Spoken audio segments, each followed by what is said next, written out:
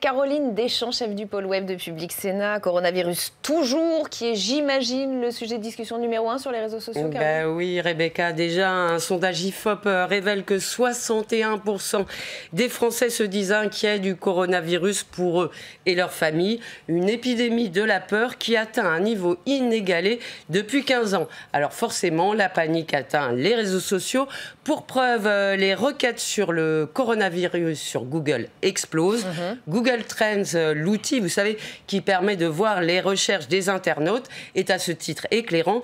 Les recherches sur le coronavirus ont été multipliées par 15 depuis le 21 février, date où la panique a gagné l'Italie. Alors parmi les mots-clés les plus recherchés ces derniers jours en France, coronavirus stade 3, ce qui en dit long, Rebecca, sur ce que redoutent les Français. Et on imagine que le flux des fake news sur le coronavirus ne se tarit pas, lui non plus. Eh bien oui, peur et réseaux sociaux, c'est le terreau idéal pour la propagation des intox.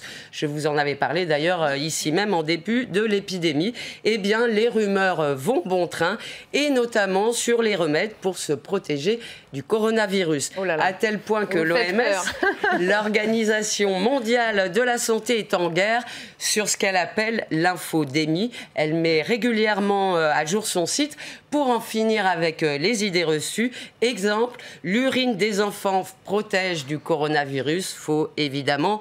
Idem pour la cocaïne, une fake news qui a la vie dure.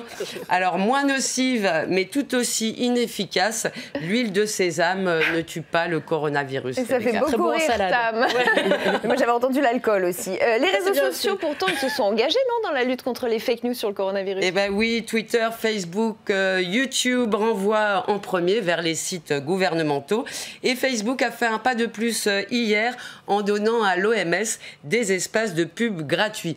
Il faut dire que les groupes Facebook sur l'épidémie se multiplient en amplifiant par là même la panique, tout comme les photos et les vidéos des magasins où les rayons de pâtes ou de papier toilette sont dévalisés. À ce propos, Rebecca, comme j'ai pas tellement envie de finir cette chronique sur une note anxiogène, il faut quand même souligner qu'il y a tout un lot de blagues potaches aussi sur le coronavirus et sur le web, mais pas seulement. Face à la pénurie de papier toilette liée à la peur du coronavirus, eh bien un journal australien se moque et publie, vous le voyez, un encart de 8 pages blanches à découper en cas d'urgence.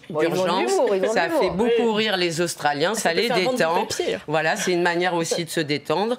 Alors, mais on ne peut pas rire de tout, puisqu'il y a eu un sketch de Groland sur Canal+, qui a associé coronavirus et pizza, la Corona Pizza, ça a créé un véritable, mais là c'est pas une blague, incident diplomatique. Canal+ a dû s'excuser et retirer les vidéos. Il y a même l'ambassadeur français qui a dû manger une pizza. Enfin, ça a créé un vrai tollé.